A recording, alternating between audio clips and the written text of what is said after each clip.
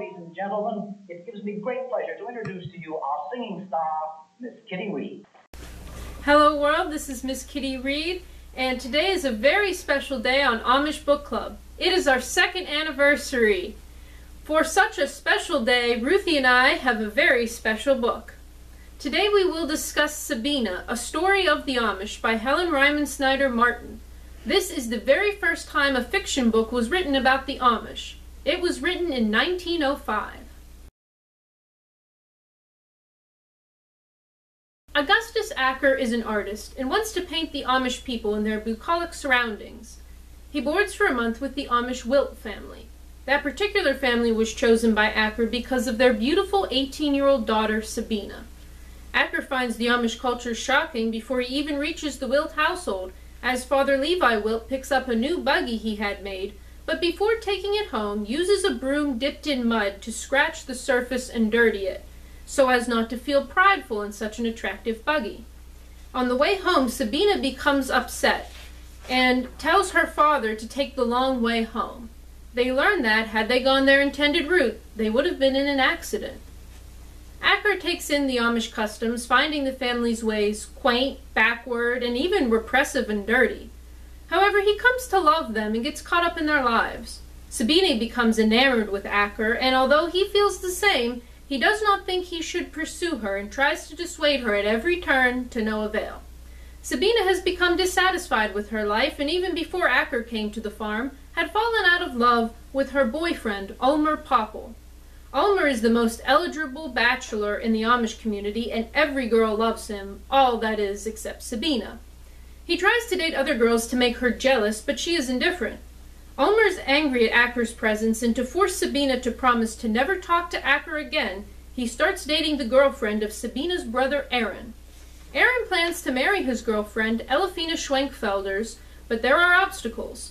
Elefina is a Lutheran and would have to become Amish to marry Aaron. More detrimental to the relationship is that Elefina's mother is controlling and does not like Amish people, especially Aaron. She makes an exception for the wealthy Ulmer, however. When Ulmer starts to date Elefina, Aaron is angry at Sabina for not going back to Ulmer to stop him, but she cannot force herself to date him again. One day, Sabina follows Acker on his walk, and she has a vision of an ugly face that greatly disturbs her. They rush home to find out that Elefina's mom threw boiling water on Aaron. Acker learns that Sabina has seen the face several times, including when she told her father to go home another way when Acker first came to the farm.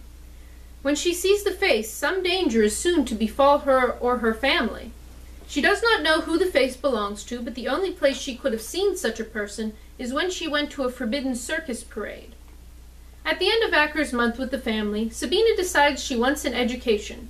Her father is opposed to education, but since she is paying with her own money, he cannot stop her. She enrolls in Millersville Normal School. She expects Acker to visit her often, but he stays away as much as possible. When he does visit, he learns that Sabina is very homesick, not adjusting to life outside the Amish, and is doing poorly in her classes. Acker and Sabina go back to the farm for Aaron and Elefina's wedding, which is happy even though Elefina's mom said she would get revenge on the couple.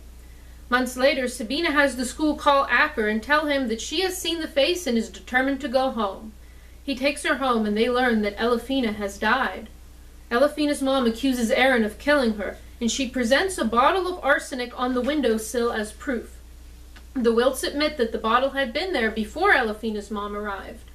Acker does not believe Aaron would kill his wife, but arsenic was found in Elefina's stomach, and Aaron will be arrested the next day. Acker tries to exonerate Aaron and realizes that arsenic was used by the mortician.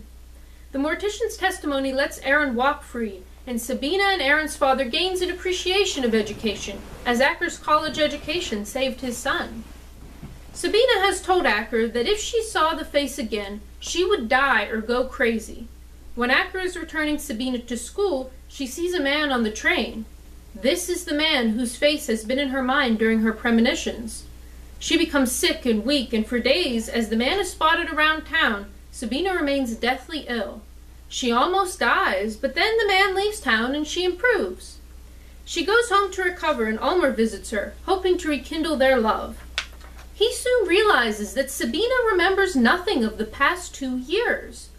She is in love with him as she was 2 years ago. She does not remember Acker or going to school or any discontent with her life. Because she does not remember the circus parade, she does not remember the face. She wants to marry Ulmer as soon as possible. 2 years later, Acker returns to the farm. He was in Paris studying art, but has not been able to get Sabina out of his mind. He hasn't yet painted the picture of Sabina he wanted to, which would capture her essence and bring him fame and fortune. He wants to see her again. When he gets to the farm, he learns Sabina is married to Ulmer and has 2 children. She has never regained her memory, nor has anyone told her that she has any memory loss. She comes to her old home and sees Acker, and for a moment remembers that she has seen him before. Then her baby cries, and she hurries to comfort her child, not having remembered Acker. The end. This book is 109 years old. Though it is the first fiction book about the Amish, it is quite different from what we know as Amish fiction today. Unlike the sweet Amish romance we all know and love, Acker and Sabina do not get together. There is a side plot about a murder and exoneration.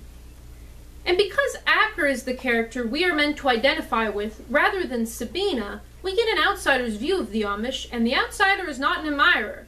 There are strong rebukes of Amish life and moments of culture shock. Sabina's clothes are described as cheap and ugly. The Amish are described as willfully ignorant, repressive of women, disdainful toward education, overworked, and very backward and sheltered. The book is written in a vernacular dialect, meaning that the speech of Sabina and her family is written out as it would be pronounced. This is done to highlight and ridicule the differences between the colloquial Amish way of speaking and the proper English that Acker uses. Despite all this criticism, Acker is charmed by the Wilt family and becomes protective of them. The Amish characters are not stereotyped. Levi changes his mind on the value of going to college when he sees that Acker's education enabled him to stop Aaron's arrest. Certainly Sabina is the most unique Amish girl I've read about in a book. This is not a book that can be considered anti-Amish, but compared with what we are used to seeing, it is different. We are used to contemporary Amish fiction emphasizing Christianity and the character's spiritual growth. The author isn't interested in Amish doctrine, but we do have Sabina's premonitions where she sees the face in her mind.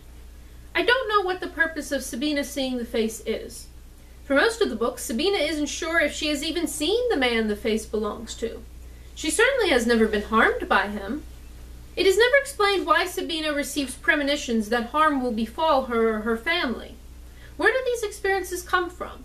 What does the face have to do with the premonitions?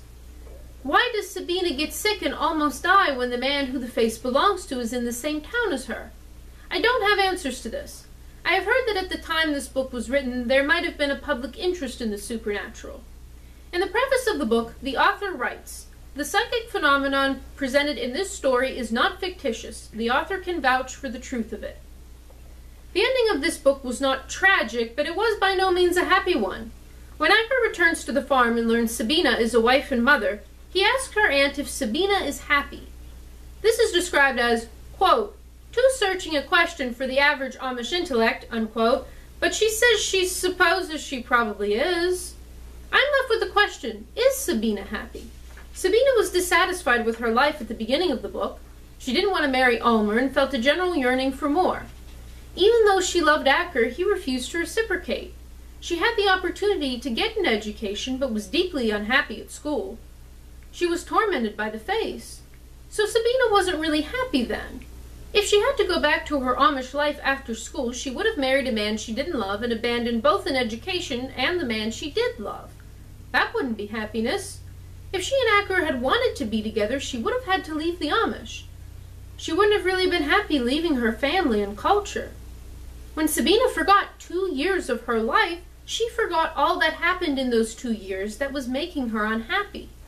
She marries the man she loves and lives the ideal life of an Amish woman. But is Sabina happy? Her husband and family are depriving her of the knowledge of 2 years of her life. Would she be more unhappy knowing she had lost so many memories? Would she try to go back to the life she didn't even know she had? That doesn't sound like happiness. This begs the question, can Sabina ever be happy?